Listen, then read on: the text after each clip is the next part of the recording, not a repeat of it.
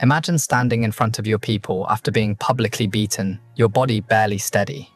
Knowing the punishment is not over, you think this ends with you. It doesn't. Roman soldiers are already moving past you. They are not there to restore order. They are not there to make arrests. They are reaching for your daughters while you are still standing in the open. You were a queen. You were an ally. You followed Roman law. None of it matters now. There is no trial. There is no charge. This is happening in public, where everyone can see it. The crowd has gone silent. Not because they are confused, but because they know exactly what is about to happen. This is where Rome expected you to submit. This is where a mother was supposed to break. This isn't fiction. This happened. Roman historians recorded it using the fewest words possible because even by Roman standards, what followed was difficult to write down. By the end of that day, Rome believed Britain had been broken. Instead, it triggered a rebellion that burned Roman cities and nearly forced the empire to abandon the island. But that rebellion comes later. Before Britain burned, Rome had already perfected how to deal with defeated queens. And this is where that lesson begins. If hidden horrors of the past fascinate you, subscribe to Grim History, hit the like button, and once you reach the moment that unsettles you most, tell me where you're watching from. Let's begin. You are being marched forward through the streets of Rome. Roman guards flank you on both sides, controlling your pace, forcing you to keep moving as your body strains against the weight dragging at your arms. You are not allowed to hurry. You are not allowed to stop. The chain locked around your wrists is cold against your skin, and unmistakably gold. It catches the light as you move, pulling the crowd's attention with every step. It is not designed to stop you from running. It is designed to make sure no one looks away. The weight pulls at your shoulders before the pain reaches your legs, and you understand the purpose immediately. You are not being restrained, you are being displayed. You hear the crowd before you see them. Thousands of voices layered together, laughter, shouting, anticipation. This is not the sound of execution. They are excited. And that is when the fear sets in. Rome kills its enemies quickly when it wants them gone. When Rome keeps you alive, it is because your body still has a use. You lower your eyes, not in submission, but because whatever waits at the end of the road has already been decided. You just don't know what it is yet. Waiting is part of the punishment. Then the perspective widens. This isn't just you. This happened to Queen Zenobia of Palmyra. In 272 CE, the Roman legions finally caught her. For years, Zenobia had done what no Eastern ruler dared. She challenged Rome openly. She carved out an empire stretching from Egypt through Syria and into Anatolia. She ruled in her own name, minted her own coins, commanded armies, and forced Rome to treat her as more than a disposable client ruler. When Emperor Aurelian marched east, it was not to negotiate. It was to erase her. Zenobia knew how Roman wars ended. She had seen the triumphs. She knew what happened to defeated kings. When her final army collapsed near Antioch and her last escape toward Persia failed, she did not expect mercy. She expected execution. Instead, Roman soldiers surrounded her and did not raise their swords. That alone was terrifying. Rome spared enemies only when it had something to gain. And Zenobia was valuable, not as a woman, not as a queen, as a symbol. Aurelian had crushed a defiant empire. Now he needed Rome to see it. Zenobia was placed in custody, but not comfort. Days passed, then weeks. She was moved between guards and holding rooms, watched, isolated. No sentence was announced, no charge was read. Under Roman law, the moment her army fell, Zenobia ceased to exist as a legal person. Defeat did not mean punishment. It meant transformation. The ius gentium, Rome's so-called law of nations, held that anyone captured in war became property. Free people became possessions the moment defeat was declared. Titles evaporated. Crowns meant nothing. A queen now had no more legal standing than the lowest soldier taken alive on the battlefield. And Rome did not explain what would happen next. During captivity, Zenobia would have heard rumors. Some captives vanished before triumphs ever took place. Others were kept alive only long enough to be displayed, then quietly removed. When word finally came, It did not announce execution. It announced preparation. The Senate had granted Aurelian a triumph. This was the moment Zenobia understood what Rome intended to do with her. A Roman triumph was not simply a parade. It was a public ritual of domination. It turned conquest into spectacle. And at its center were always the defeated. Prisoners of war, captured generals, fallen kings, and queens. Zenobia would not be killed in a cell, away from witnesses. She would be preserved, dressed, adorned, displayed. Her body would tell a story Rome wanted remembered. In the days before the triumph, the city prepared. Banners were raised, statues cleaned, streets cleared from the Field of Mars, through the Forum and up toward the Capitoline Hill. Nearly 4 kilometers of exposure, 4 kilometers of faces. Chains were commissioned specifically for Zenobia. Not iron, gold, heavy, decorative. Impossible to ignore. They were not meant to stop escape. Rome knew she would not run. They were meant to turn the wealth she once commanded into the instrument of her humiliation. As the day approached, the city buzzed. Crowds speculated. Would Aurelian execute her at the end? Would she be dragged away mid-route? Would she vanish beneath the Capitoline, swallowed by the prison carved into the rock below? No one knew. Some captives completed the walk and lived. Others were diverted quietly before the final ascent. That possibility weighed heavier than the chains themselves. Zenobia, according to later accounts, held herself with composure. She did not beg. She did not collapse. She did not scream. That restraint unsettled the Romans, because Rome expected defeated queens to break. Zenobia's survival was not guaranteed. It was being evaluated. Her life hung not on justice, but on usefulness. And she was not the first woman to learn this. Across the empire, Rome had already perfected what happened when queens trusted law, status, or loyalty to protect them. The fate waiting for them was not written in codes. It was written in bodies. And in what coming next, humiliation would not produce silence. It would produce fire. Zenobia does not yet walk Rome's streets. Before the city sees her, Rome prepares her. And the preparation begins not with chains, but with law. Roman power did not rely on chaos. It relied on rules. Rules designed to protect Romans, and rules designed to abandon everyone else. Once Zenobia was captured, she crossed an invisible line. On one side stood citizens, shielded by centuries of legal privilege. On the other stood enemies of Rome. She belonged entirely to the second category. Under Roman law, defeat erased identity. The moment her army fell, Zenobia ceased to exist as a legal individual. She was no longer a ruler, no longer an ally, no longer even a person protected by law. This distinction mattered. A Roman citizen could not be flogged without trial. To bind a citizen without due process was scandalous. To execute one without appeal could trigger unrest. Roman bodies were protected because Roman power depended on citizens believing the state guarded them. Zenobia's body did not qualify. She was not Roman. She was not a citizen. She was not, legally speaking, a queen anymore. Roman officials understood exactly what that allowed them to do. While Zenobia waited, confined and watched, Rome decided how to use her. Not whether she would live or die, that would come later, but how she would be transformed into a lesson. Captured rulers were often held in deliberate limbo before triumphs. Not tortured, not comforted, simply denied information. They were moved between holding spaces. Guards changed. Sleep was disrupted. Food was rationed. Nothing severe enough to provoke outrage. Just enough to drain certainty.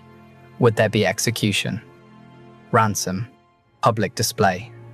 A quiet disappearance. No one told her.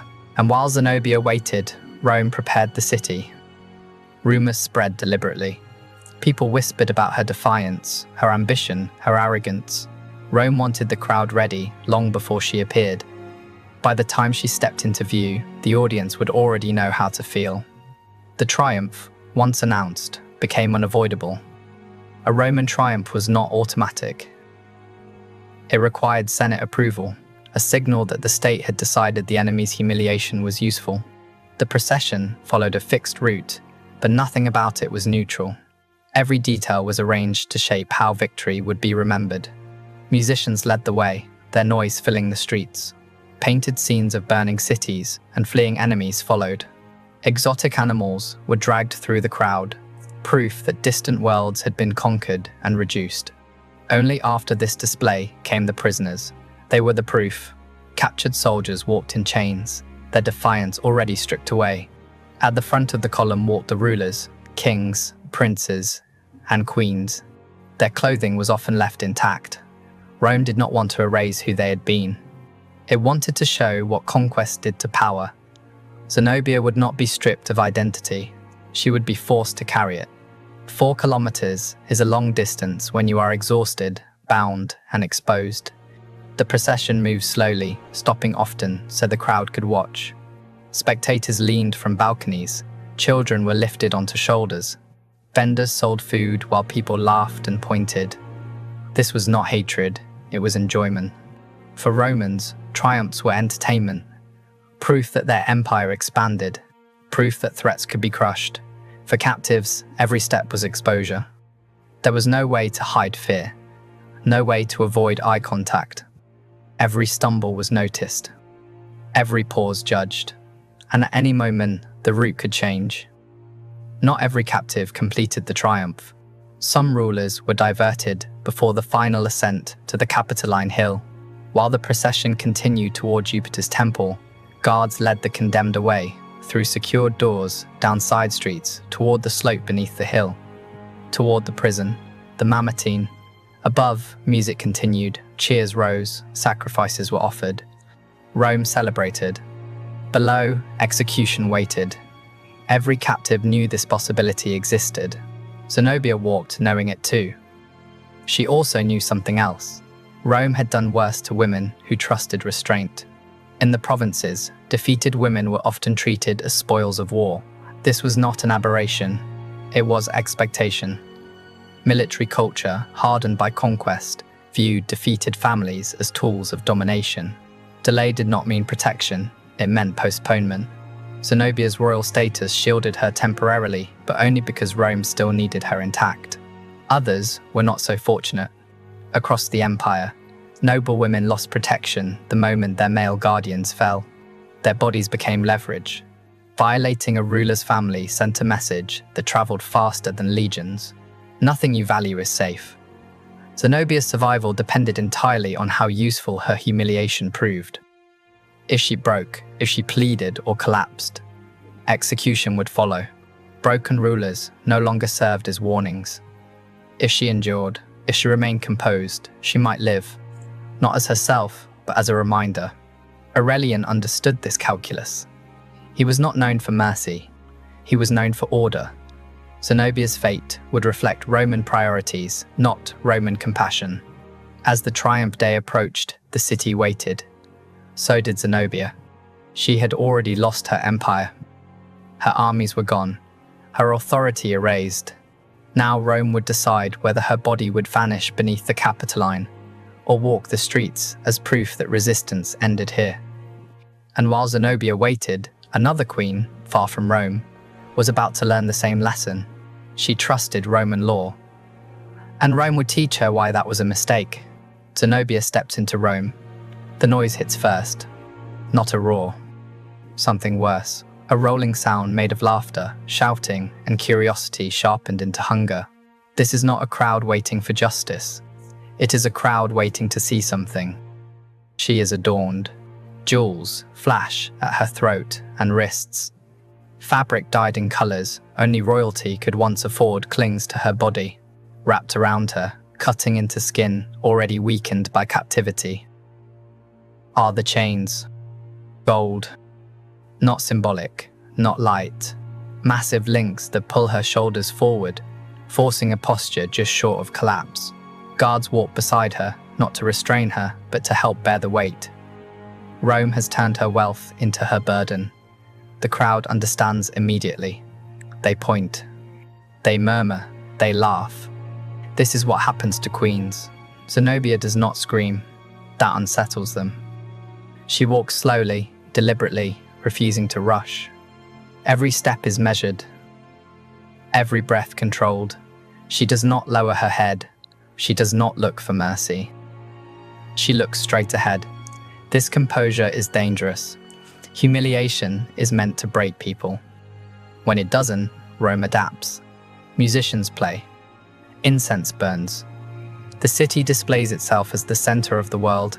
Zenobia's body becomes the boundary between Roman power and remembered defiance.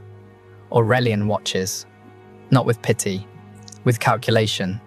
Killing Zenobia would be simple, effective, final, but it would end the story too quickly. Rome does not always want endings. Sometimes it wants reminders. A living queen, reduced but breathing, speaks longer than a corpse. Zenobia survives the day. That decision, often called mercy, is not kindness. It is strategy. She is granted a villa near Rome. She lives under watch. She is absorbed into Roman society. Her daughters married into noble families. On paper, she survives. In reality, she has been neutralized. Every appearance reinforces Rome's victory.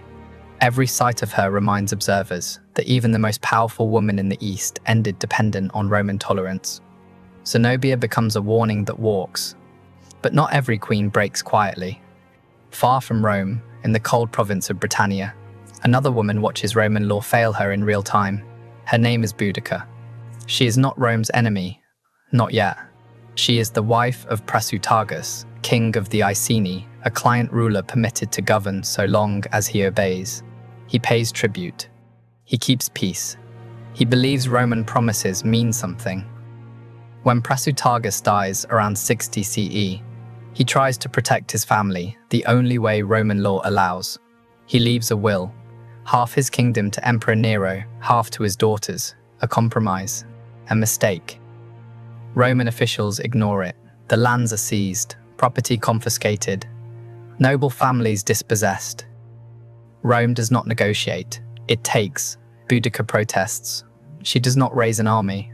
She does not declare rebellion. She appeals publicly to the agreement Rome itself approved. This is when Rome clarifies what law means for women without citizenship. Boudica is seized. Not privately, publicly, she is flogged.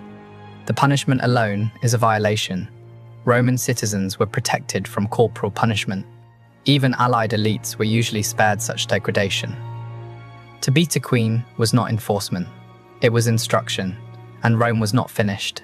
Her daughters, young, unmarried, unprotected, are taken. Tacitus does not describe what follows in detail. Ancient historians rarely do. He uses few words, but the meaning is unmistakable. They are violated by Roman soldiers.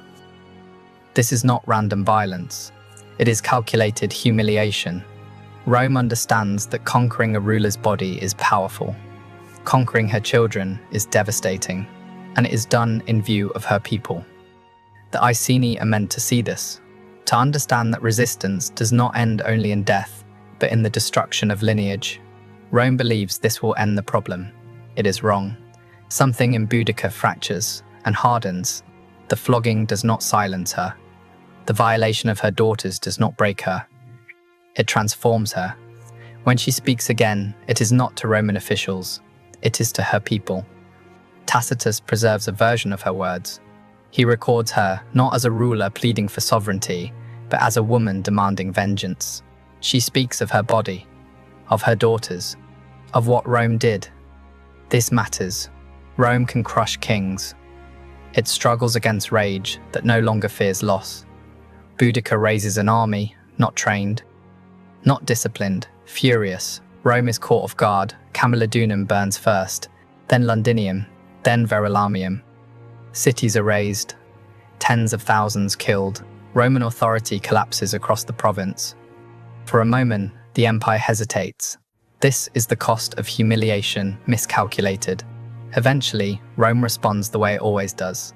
Discipline, formation, steel. Boudica's forces are defeated in a battle whose location history does not preserve. She disappears. Some accounts say she poisons herself rather than face capture. Others fall silent. Her daughters vanish completely. Their names are not recorded, their lives are not followed. Their fate, after Rome used them to deliver its message, is not preserved. Silence closes over them. Rome restores order. Britain remains Roman. The rebellion becomes a lesson. Not about cruelty, but about control. In Rome, triumphs continue. Some queens live as reminders. Others vanish beneath the city. Some stories are told. Others are erased. The pattern is clear. When humiliation works, Rome preserves you. When it fails, Rome destroys everything you touch. And beneath the marble, beneath the music and celebration, one last place waits for those who are no longer useful. A place where triumphs end, while crowds watch generals ascend the Capitoline Hill to thank Jupiter for conquest. Something else happened nearby. Cut directly into the rock beneath the hill stood the Mamertine prison, the Tullianum. It did not announce itself. No banners, no inscriptions, no celebration, just stone. Inside, it was worse. The prison consisted of 2 chambers. The upper level held prisoners briefly. The lower chamber, the end, was reached only through a hole in the floor. Prisoners were lowered down or thrown. Once inside, there was no light, no ventilation, no escape. This was not a place meant for holding people. It was a place meant for ending them. Execution did not always come quickly. Some prisoners were strangled. Others suffocated. Some were left to starve, their voices fading while celebrations echoed above. This separation was deliberate. Rome did not want blood in its triumphs. It wanted victory undisturbed by visible death.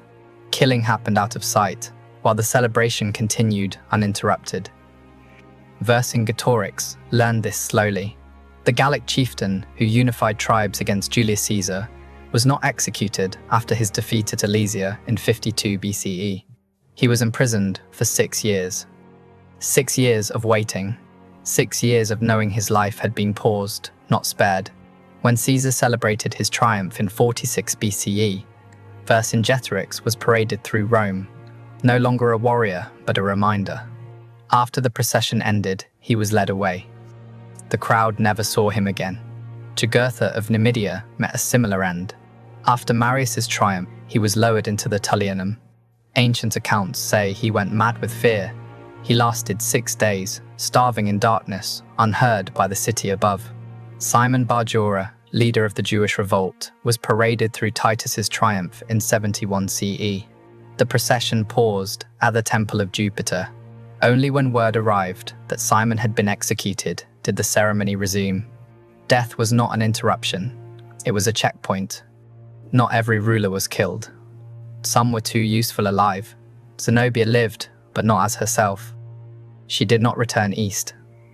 She did not reclaim power. She did not choose her ending. She existed under Roman watch, absorbed into the society that had destroyed her authority. Her survival reassured Rome's enemies that resistance ended in dependency, not redemption. Living queens became monuments. Dead ones became warnings. Both served the same purpose. This was how the empire functioned. Roman conquest did not rely on legions alone. It relied on memory, on images carried forward long after battles ended. Queens in chains, daughters violated, kings vanishing beneath stone, fear traveled faster than armies ever could. The legal protections Rome celebrated applied only within its borders. Outside them, dignity was conditional. Humanity was negotiable. Defeat erased everything. What remains today are fragments. Tacitus's restrained horror, Plutarch's uneasy anecdotes, Josephus's careful records, and the stone walls of the Mamertine prison, still standing, still silent. Tourists walk past them now. Some descend the steps, few linger. The stones do not explain themselves. They do not need to. They have already done their work. Rome called this order. Rome called this civilization. Rome called this victory. The queens who survived called it something else. If they spoke at all, most did not. And that silence may be the empire's greatest success.